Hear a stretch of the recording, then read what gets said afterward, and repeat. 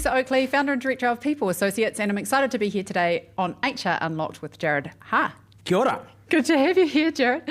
Jarrod's Dean's Chair and Professor of Management and Māori Business at Massey University. He researches employees and organisations, especially wellbeing, and often on Indigenous people, Māori Pacific. He's won industry and best paper awards and multiple research grants. He is a fellow of the Royal Society of New Zealand and has 178 journal articles and given 145 keynotes or invited presentations. Frequent media commentator, including 110 television appearances, and has been ranked in the world top 2% of scientists worldwide since 2021. What an honour and a privilege to have you here. Kia ora, thank you for that.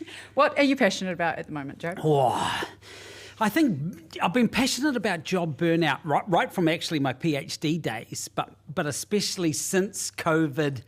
And to be honest, I was hoping it'd be something I would have lost academic interest in as it faded away and became a distant memory from COVID times. And it still is quite a persistent, nagging wound in the workforce of New Zealand in my data. That's the kind of interpretation of the data. So that just keeps fascinating me. And I keep saying to people, they go, are you still doing burnout? I'm like, I am. I can't wait to not, right, till I can say, hey, it's 8% of the workforce have severe burnout.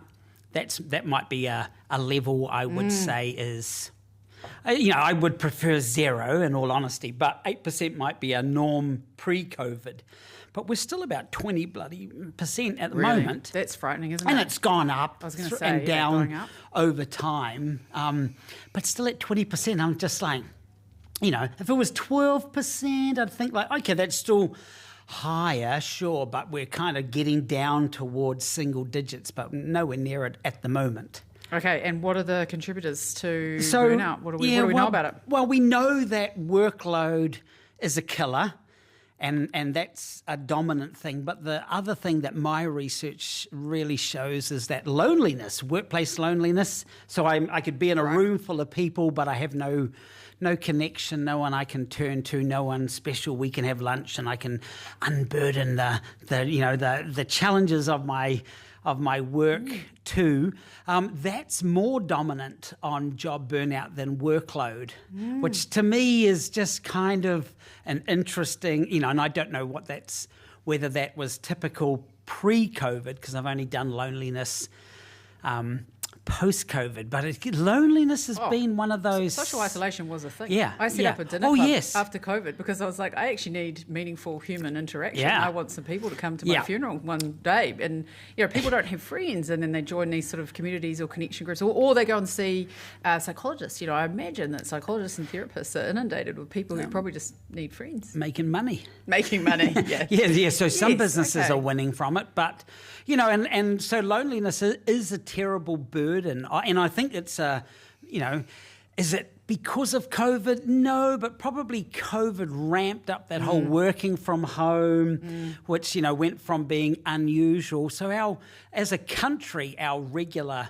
working from home rate, according to Stats New Zealand 2019, was about 2.7%. Wow. And now it's like a third of the workforce are doing some remote working, often 2 or 3 days a week. And so with that explosion, and we've all done virtual meetings, and personally, I don't know about yourself, but, I find the virtual meetings are fun in the first month or week, and then they're not. Yeah. And then after year, it's tiring, is tiring, and I suspect links to that loneliness side of things. So that's why we're here, in real life. In real life, and there's nothing like in real life, I have to say. IRL.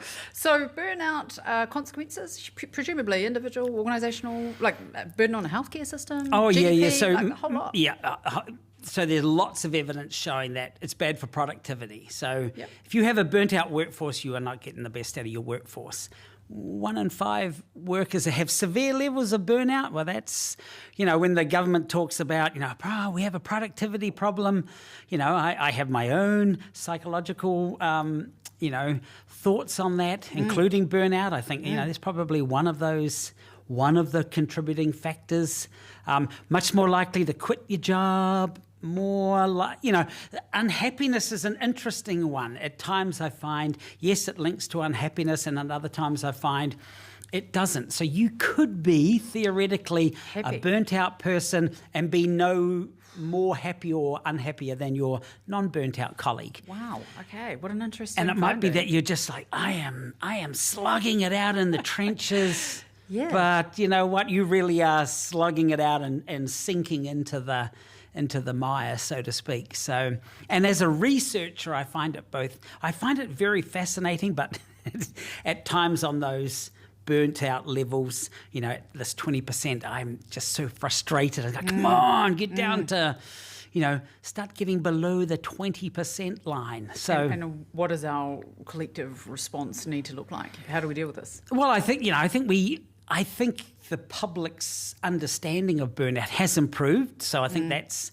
one of the things. It's a bit like mental health, though, right? We often talk about, it used to be the stigma about it. I think we're better at talking about mental health, of which, burnout leads to greater anxiety and depression, for example. But I don't know if we spend a lot of time finding solutions to those things. So, and, and HR has a role to play in there for sure. But again, and don't get me wrong, I have lots of sympathy for HR who might be Burned out. burnt out themselves and struggling with everything. It's not like HR is, the idle race car, right? They would say, let's bring that baby out and put that to work. HR is just, open the boot and try to squeeze another bag in there. I'll get to it when I can. There's just so much to do for HR. Okay. Yeah. Okay. But according to the government, with 37 different HR departments, AI will be the solution to everything. I did see that this week. There's been some interesting chat about that. Okie doke. So burnout, and is bullying a contributor to that? You've done loads of research on bullying, and I think I read somewhere you've got this multi-centric response to that. What on earth does multi-centric response to bullying mean? That is, well, I mean, bullying is one of those complex factors, right? Yeah. That's the first thing. And we are really good at bullying in New Zealand. Okay. Sadly, I wish we were, if there was a league table, someone has said, at times we've been number one, but we're definitely in the world, probably in the top 5 places. Sometimes I wonder, though, whether Kiwis are just a little bit more honest in surveys than other countries. In all honesty, I do think that. But we still do have a bullying problem. I think the thing with bullying is it's not a simple, we just need to have better HR policies or have better, do we train leaders on bullying? Do we train leaders on job burnout? How to identify it? How to address it themselves? No, we don't. We just blasé through it all until people quit or the top performers stop performing, and then we might go, what's going on? So lots of ways we could look at these phenomena. And the trouble with words like burnout and bullying, so easy to say, very complex ways to address things, right? And people say to me, but, so-and-so burnt out because they're a workaholic. Sure, that might be a reality, and those are contributing factors, but did the leader manage that person's workload? Did they say, hey, I know it's only 9 o'clock at night, but I really like it if you would, and then the workaholic works till midnight because you've just fed that monster. And so I do think there are, contributing factors. A lot of them are in the workplace. A lot of them we could lay at the feet of leaders. Like one of the big things and another contributor to burnout is a job creep. I explain that as the amount of work we get to do just keeps growing and growing. So I'm in a team of 6, 2 people leave. Now 4 of us are doing the job of 6 people. Someone leaves and no one ever says, we'll just trim down the workload. There's no trimming. Normally maybe a quarter of that role just disappears into the ether, but everybody else is picking up more and more work for no extra money, no extra benefit. Just keep your job. And then the 4th person leaves, and now there's 3 people doing 6 roles, and now we go, oh my gosh, people are falling over now in the team. I don't know how that happened. And I'm like, because you haven't addressed the gap there, right? And because there's obviously a monetary benefit. Hey, we're saving money if we're not replacing people or not replacing them immediately. So, yeah, I think you make a really good point. That doesn't come naturally to most when we're thinking about trying to do more with less and finite resources in employment, or organisational settings. And the connection between workflow, job design, just workforce planning, and these phenomenon, like you say, bullying and or burnout, is actually significant. It's huge. That relationship, that connection is huge. But I wouldn't think, it would be instinctive to most managers and leaders to go, I'm going to design this work to make sure that I minimise burnout. That's not going to be their first thought. Right? Well, and in defence of leaders, the senior leadership team is saying, we need to achieve these targets. So, there's never this reality, and you think of the government, right? They're announcing, okay, we're going to remove 8,000 jobs, albeit over the next 3 years, and use AI to address that shortfall. I am doing research on AI, so I can talk about that afterwards. Yes, let's hear about that. But fundamentally, what is the job of the public sector? And public sector experts have come out saying, we're already under the pump. We're already stretched. This isn't going to help. And maybe it's about these are the core functions that we need to focus on. If we can't afford financially to have as many people doing as many things as we can, then maybe we just need to offer limited, and when I say limited services, maybe it is just, shrink it down 5%. And we might find workers go, oh my gosh, that's far easier because I keep doing all the sidetracking work that doesn't actually produce much benefit for the public. Or I've been asking for this report for 10 years, but I really look at it and I've got somebody that's still producing that report, but it's, I suppose, value for effort, return on effort almost. Yeah. Let's rethink. And let's rethink, do I need that report? Yeah. And let's be honest, there's probably some of them that we need more than others. So why aren't we prioritising things? And maybe that's the bureaucracy, and that's government, but also non-government, right? Private sector can be bureaucratic as well. Maybe the government, I think we like to think the government has a monopoly on that one. I think I wouldn't be surprised, big organisations in New Zealand, the banks, Spark, they'll all have layers of bureaucracy. Yes. And they probably think they're doing something useful, but maybe if we looked at what is the priorities here, could AI help? Sure, I'm sure it could do in some industries, in some sectors, in some roles, in some parts of those things, but we just seem to stumble upon, along until some of these companies really struggle to survive, and then it seems to be like, oh my gosh, let's reprioritize, and I kind of feel like, you're probably years late. Yeah, it's an interesting thought because I remember a leader saying to me, Lisa, do you take the work out first or do you take the people out first?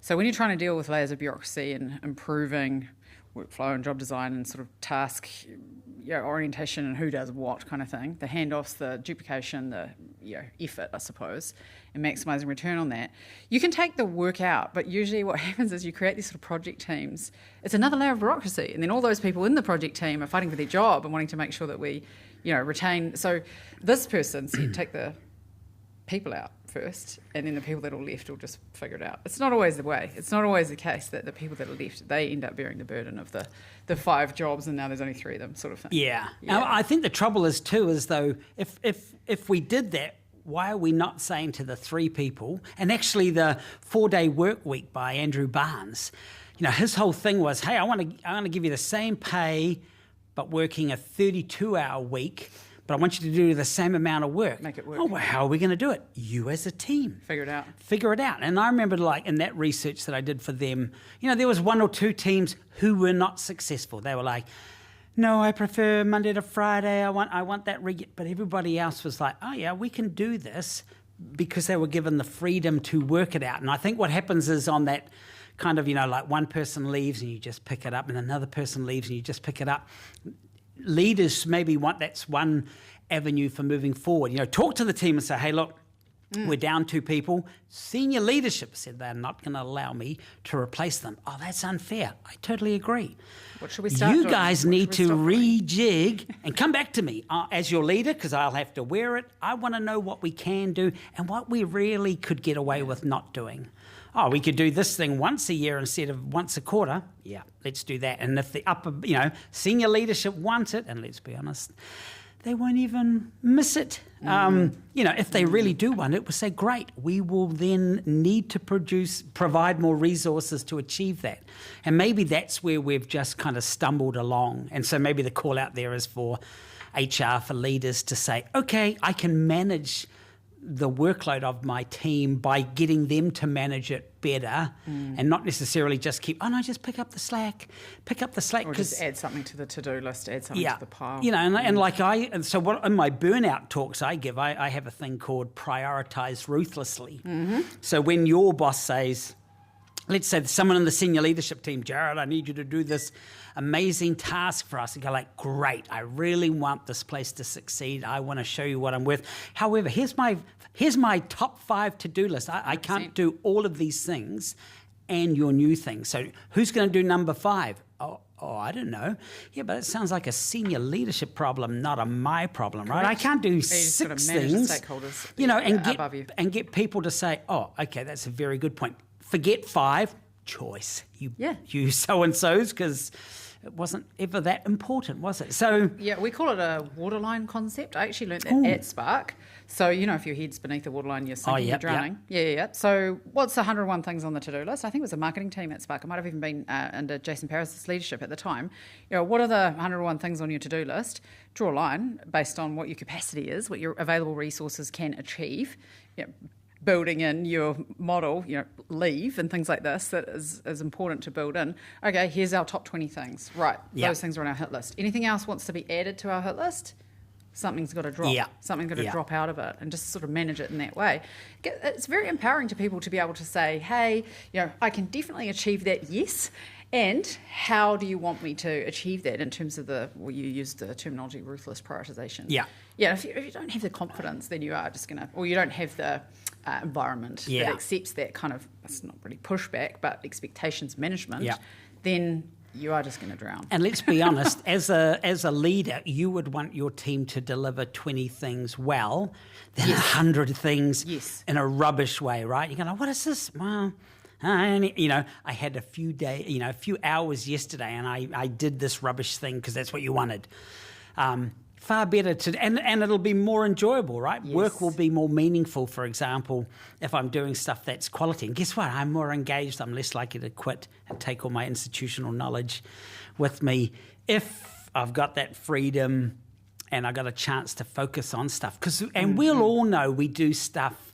I mean, I work at a university. We're bureaucracy, and the whole word is in capitals, not just a capital B. Universities love, and I often, as a researcher, I'll just look at it and go like, why is this so complex? Why do we need? We have nothing that is. And this isn't a Massey thing. This is every university I've worked at. They're all the whole sector's the same, right? Too many layers, which isn't to say have no layers, but maybe one. Or make things simpler. It's just interesting. People say, and they typically create more layers because one person did something wrong and stuffed it up. And I keep thinking but that one error, that one person's bad behaviour or bad decision has now impacted 149 other people. Does seem rather excessive, doesn't it? Rather than just punish that first person and tell them you're losing access to whatever it was you were doing, and remind everybody else not to follow their behaviour. But no, in university it's we'll just create another layer to protect us. Yeah. I remember my days at University of Auckland fondly. I looked after the central services like support teams, property management, finance. Shout out to those folks. And the law school for my sins. So shout out to Andrew Stockley, the dean there at the time. And there'd be a disciplinary issue in the law school, and every sort of man and his dog would want to have an opinion about it, because you've got some of the country's best employment lawyers, professors and whatnot in there. So it was definitely an interesting experience for me. But the thing that probably stood out the most, based on what you're talking about, was PBRF. Do you still have PBRF? So PBRF Every academic listening is just cringing. Yeah, no one else knows what we're talking about. So it's for the lay audience member, it's a system to rank academic performance. And I sat on the national panel. We used to spend, here's a good example of bureaucracy, right? Academics would spend weeks and months shaping these things, and I'd be on a panel with other experts and we'd spend weeks and months grading these things. And in the end, it turned out that there are other metrics that would achieve 99% similar scores, and we don't know where that's going. PBRF has finished, but we don't know what's coming. But I suspect I pray they're going to use the metric. And then academics, we don't need to do anything, just need to do your job. And some AI bot will scrape the university's publications and do this other thing and go, I can assess people. Is it as perfect as the other one? No.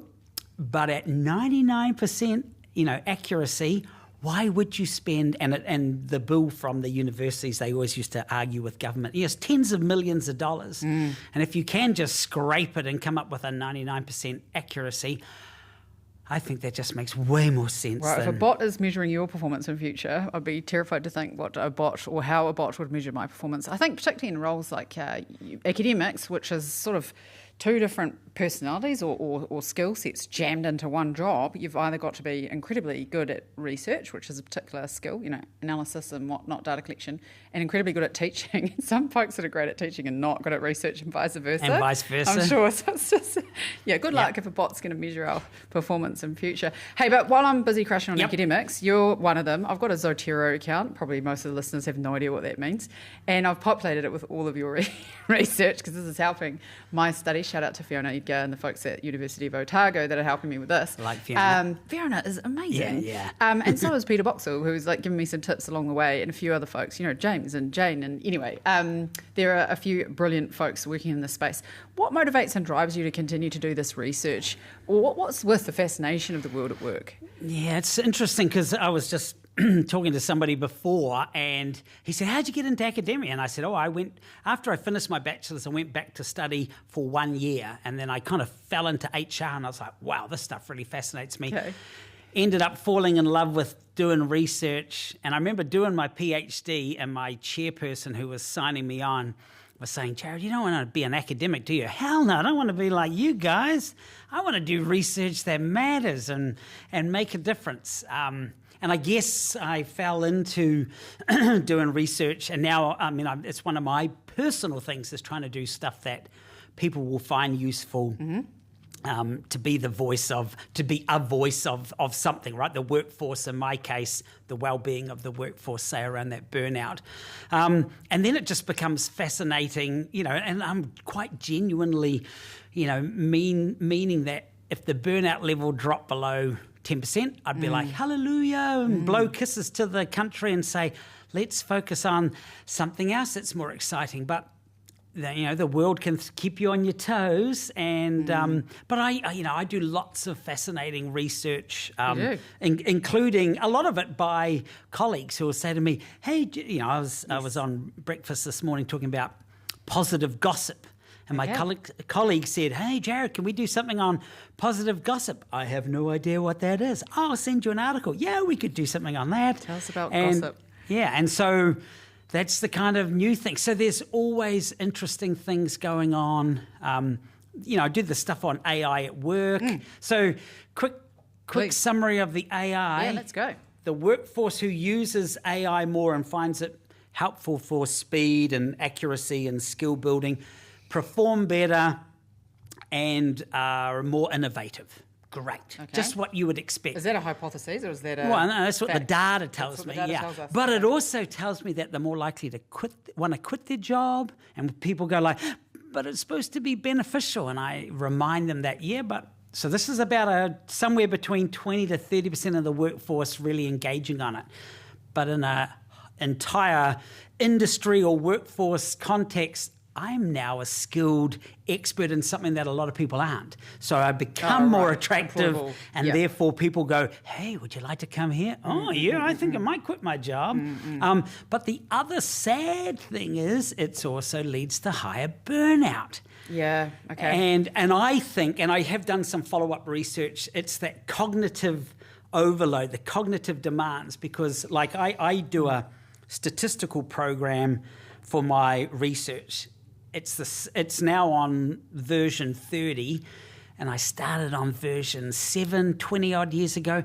But the core of the program is 95% the same as it ever was. They move a few buttons around. You can do a few more fancier things.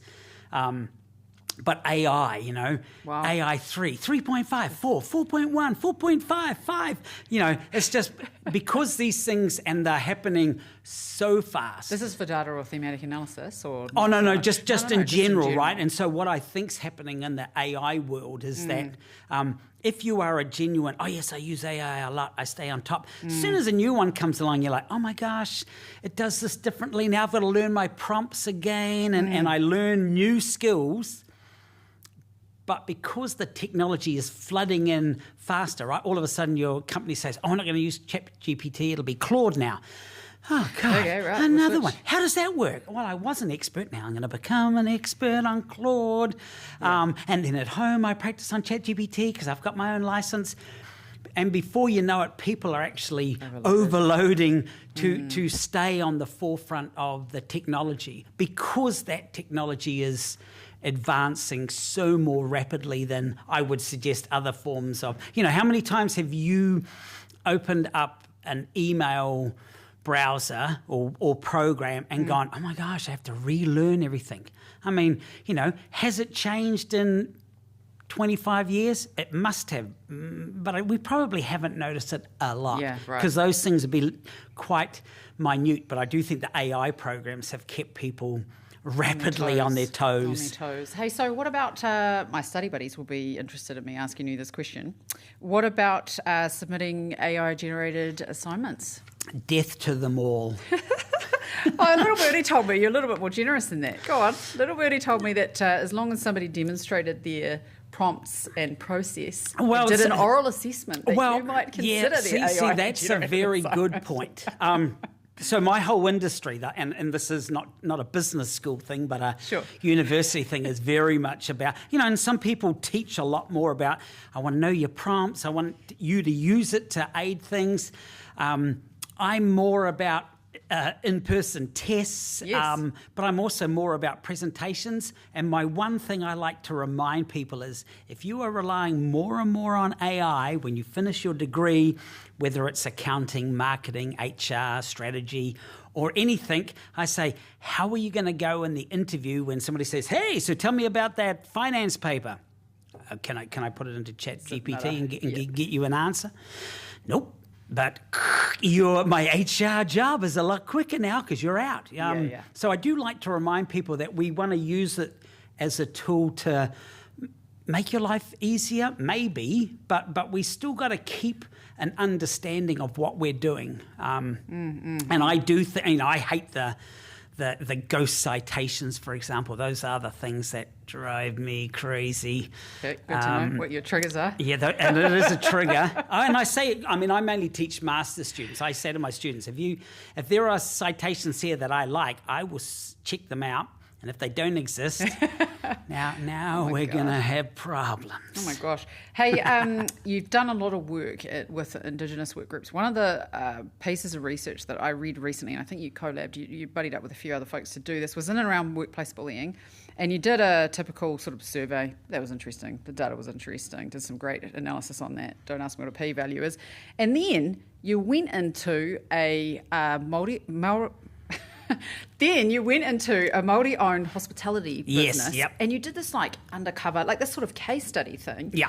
And the insights were so rich, the data and perspective in and around, what surface for what workplace bullying is in practice and how to address it was just I found anyway 10 times more impactful than the survey. But I'm not a statistical analyst. And I agree with your interpretation of that paper, which has been published. It's great. And it was in hospitality, has a reputation as being bad in bullying. And we went into a shout out to Wellington, an anonymous Māori organisation in hospitality down there. And it was just all about the kaupapa was about whanaungatanga and caring for people and aroha. And it was just trying to capture it for an academic audience and maybe an industry audience to say, hey, there are lessons from Indigenous perspectives that might make workplaces more softer and warmer and caring, and they were saying, oh no, we'd always, if they needed, summertime labour, always go back to their networks and say, hey, who has, high school student children who need some summertime work, bring them in, and all about community training them up. Yeah. And obviously people would say, oh, I need my next event. I'm going to come back to your location because you care about my kids. And it was really, so it was just trying to put, a human side, in this case a Māori cultural side and all those and it was a beautiful case study on, a wonderful organisation. So there are lots of exemplars out in Aotearoa that we could learn from. Yeah, that's good. Yeah. It's great. I've had a lot of phone calls, typically on a Friday afternoon, from leaders, managers, owners, founders of hospitality businesses where there's been serious, unfortunate workplace violence. It just seems to be something that plagues that profession. Or I don't know whether you're seeing that changing, but you've done a lot of work on physical violence, and the stats in and around that in this country are horrifying. So the world average is like, I think it's like 25% of the workforce across your entire career, so across 40 years of work. Yes. So 1 in 4 might experience violence in the workplace. Violence. And what's the definition of violence? Well, it could be physical or verbal, right? So if I, yell at you and shake my fist. Sexual violence, the whole range. Oh, it could be into that one. Violence, okay. But it may not be physical, but it might leave you going, geez, that was terrible. Yeah. So severe is what I'm like. So acute. 1 in 4 across your whole 1 in 4 across your whole career. And in my last study where I did this questionnaire, it was 1 in 5 in the last 6 months. And I was just this is in New Zealand. In New Zealand, And so this was last year. And I was just like, oh, God. So, there's another one of those fascinating, albeit slightly frightening and depressing. And the same thing, I've done stuff on sexual harassment at work.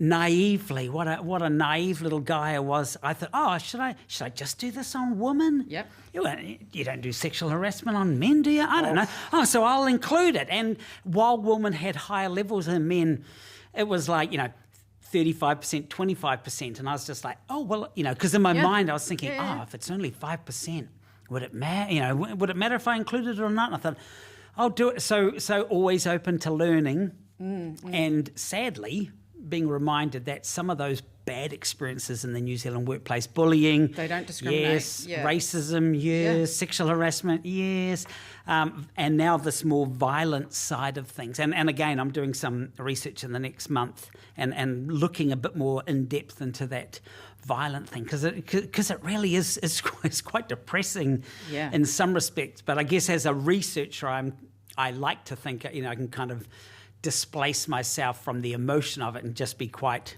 analytical or be and part say, of the solution, right? Yeah, awareness is really important. Well, and I think that is an important one because, and that was the thing when I did the last sexual harassment one, because when I do some of these things in the media, they're saying, oh, who's doing the sexual harassing? And I'm like, great question. I didn't ask that. So the next time I go, hey, who's doing it? And when I say to people, who sexually harass women, and we often, the stereotype, right, is the big boss, male, sexually harass the female.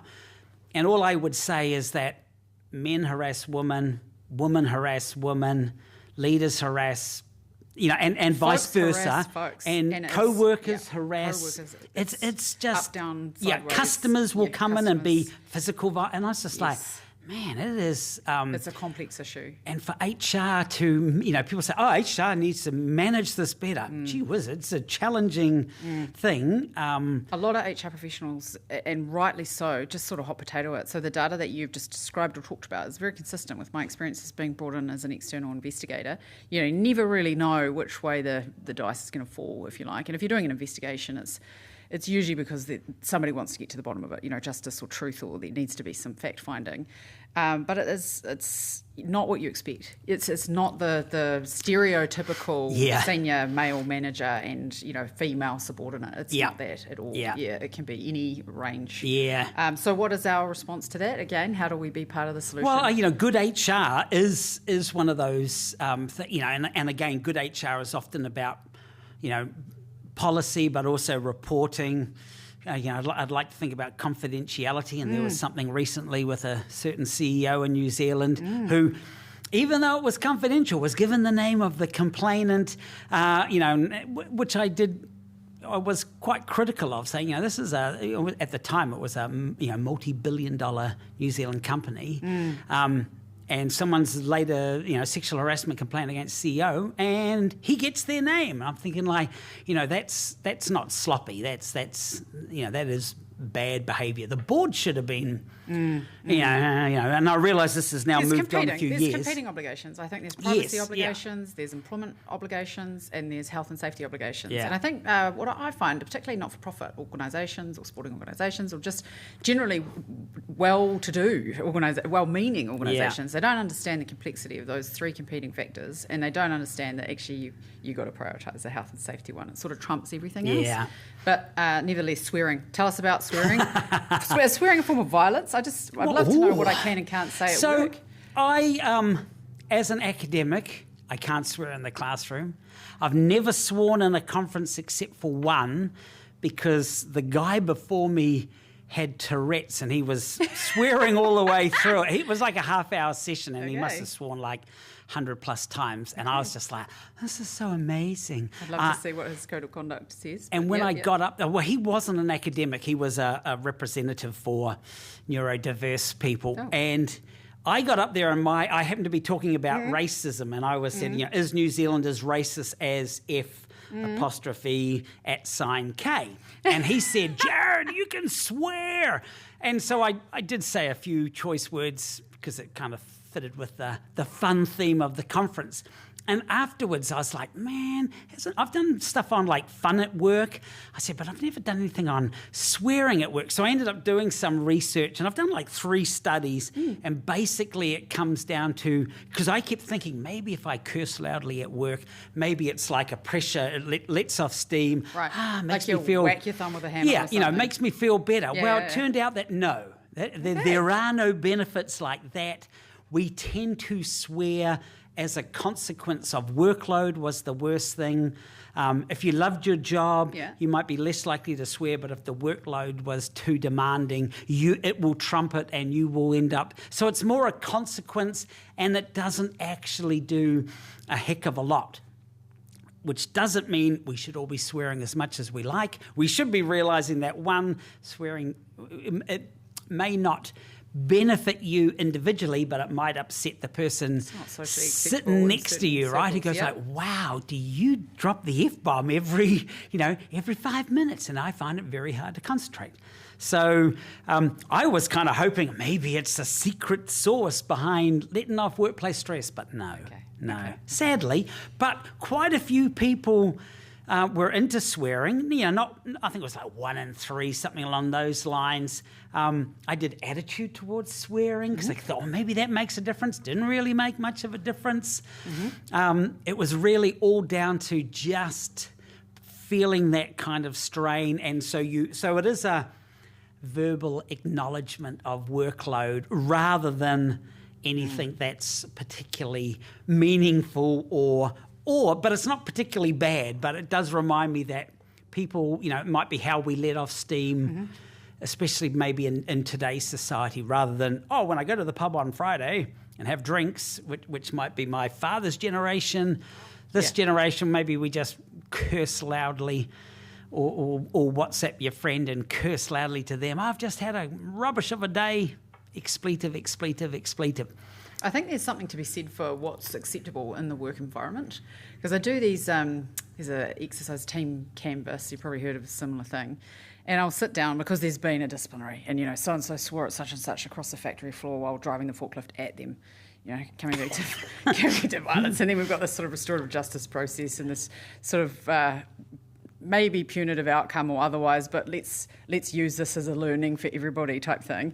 And I'll sit in these workshops and say, when is it acceptable to swear in this context? Not much point in me coming in and going, yes, here's when I think you should or shouldn't swear. I do swear, I probably should swear less. But, there's not much point in me dictating for those people what's acceptable, tolerable, and what's not. When you actually unpack it and you hear these discussions, it's fascinating. I've got to try not to sort of giggle, well, you shouldn't swear at somebody or about somebody you effing see, driving a forklift at them in the warehouse. I'm like, yeah, that'd be good. But if you did, walk into a wall, then it would be okay to say, that, expletive that.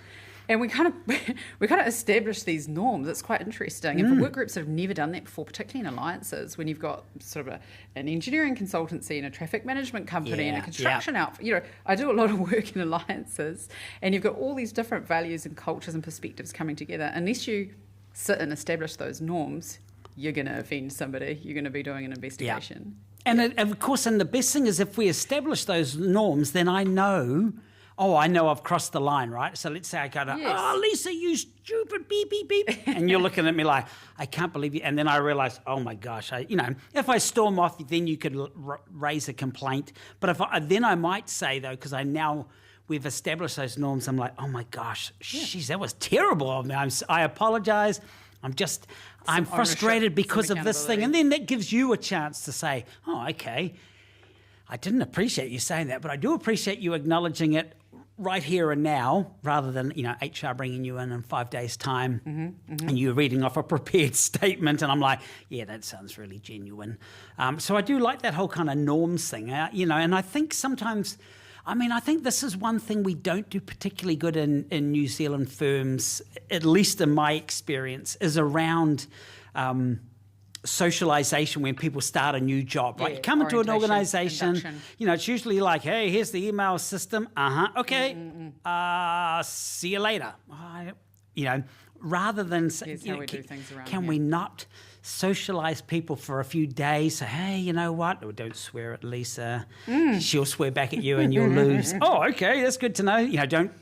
Don't abuse Frank. He drives the forklift. He will drive it at you. He's never hit anybody. Don't worry. Then you've got some, or it might be, Frank's lovely, but when you're on the factory floor and he's driving, it is his domain, and he will, he will remind you of that.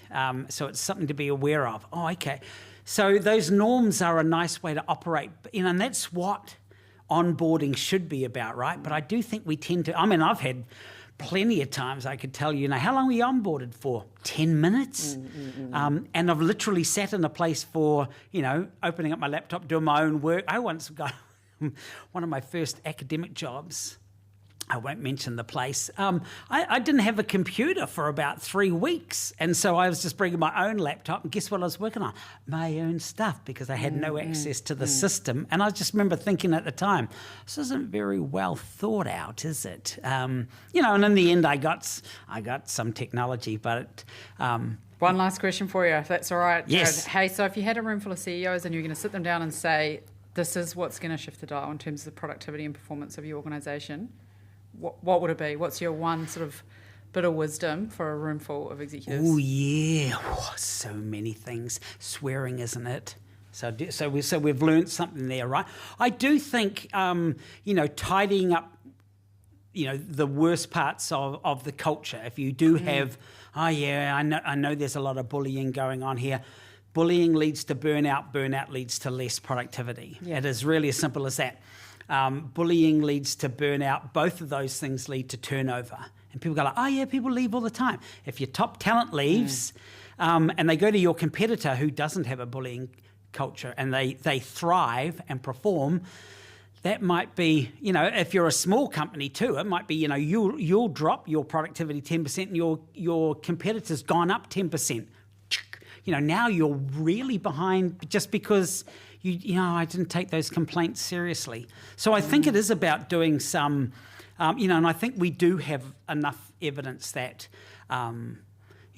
workplaces could be have more social interaction, so build on that loneliness, better relationships in that there's less bullying, better communication. It will influence burnout and reduce that level.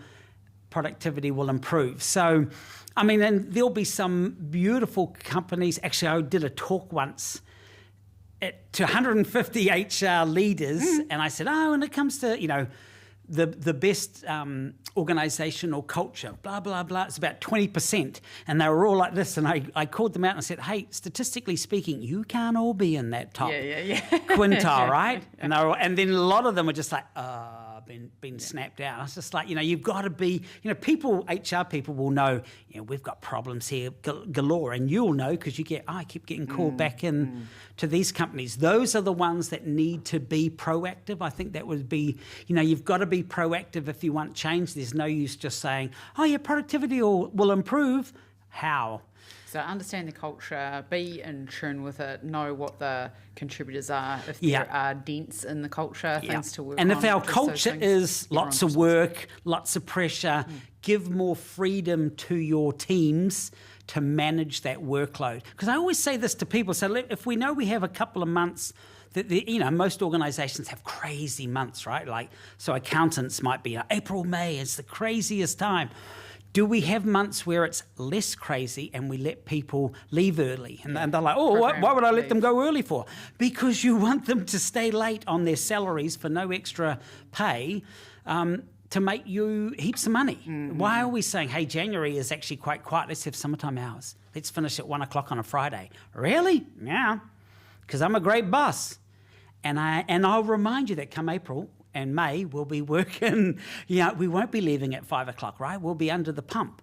And those are things that will make workers go, I like working for this boss, because when we're busy, we are busy, but when we're not, we get to enjoy some of the spoils, where I do think sometimes it's like, a 40-hour week shouldn't be, yay, that's just my normal week. I can't wait for those 60-hour weeks to come piling in. Love how practical that is. Love your energy and the enthusiasm and the passion for what you do. Thank you for your contribution to the profession. Thank you for your contribution to this country. Thank you for being on the show. We sincerely appreciate it. Go well. Thank you very much. See yous.